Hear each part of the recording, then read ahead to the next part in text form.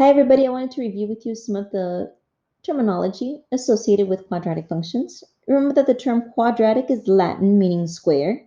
And in the case of quadratic functions, we are indeed squaring the leading term. Okay, so I've gone ahead and put in your input-output table here. Y is equal to x squared minus 2x minus 8.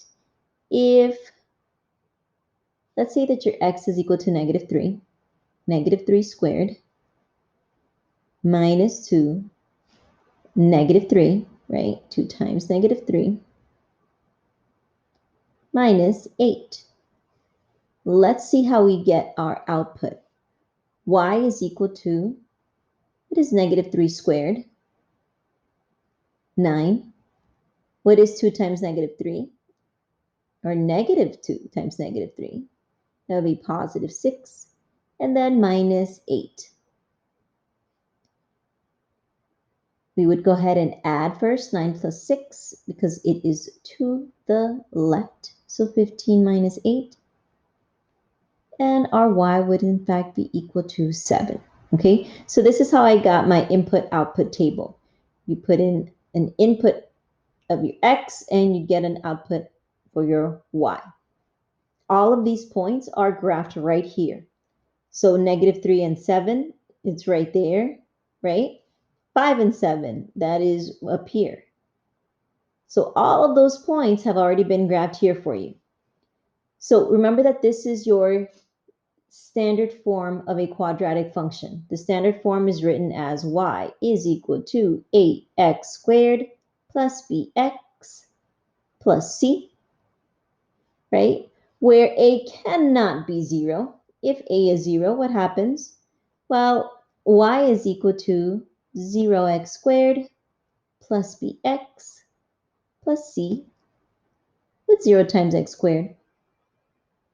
I hope you said 0, right? So you would be left with y is equal to bx plus c. Well, I'm no longer squaring anything, right? Now I would have a linear function. So I need to make sure that that leading coefficient has a power of 2, which means your leading coefficient cannot be 0. Okay? All right, let's go ahead and go back to our vocabulary.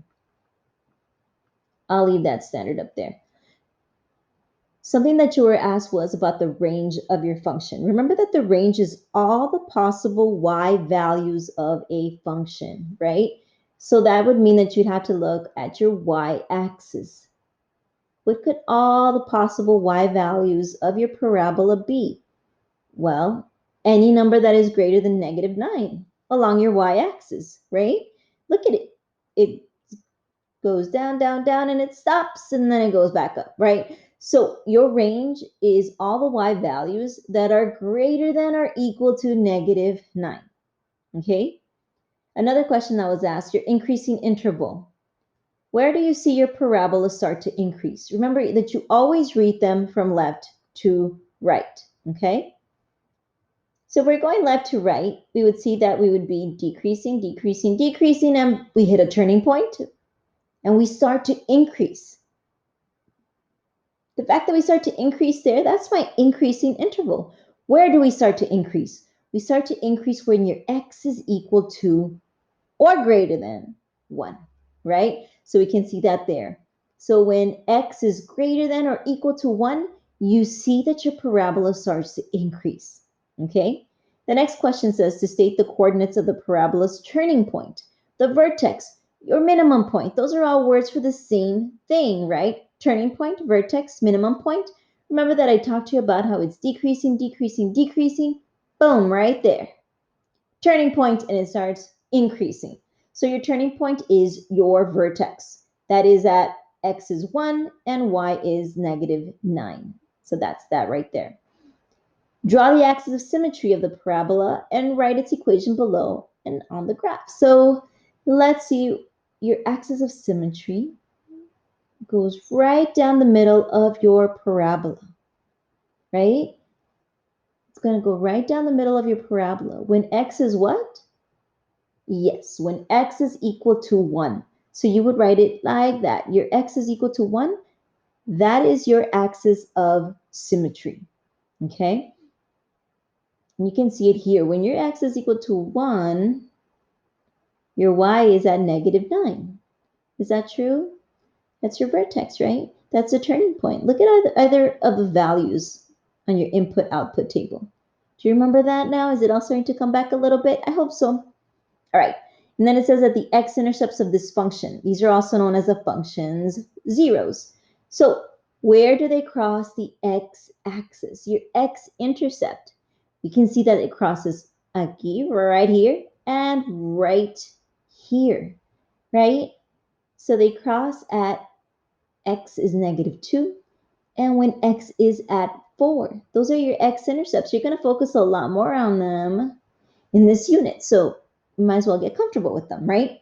They are also known as the function's zeros. Why do you think that is? If you look at the table, when x is equal to -2, so I'm going to look, when my x is equal to -2, look at your y. What's your y equal to? And when your x is equal to 4, what is your y equal to, right? It's equal to 0. It has to be in order for it to cross the x-axis. So they're also called the function zeros because it is where the parabola crosses the x-axis, okay? So they are called zeros because the outputs are 0. The location where the y-coordinate is equal to 0.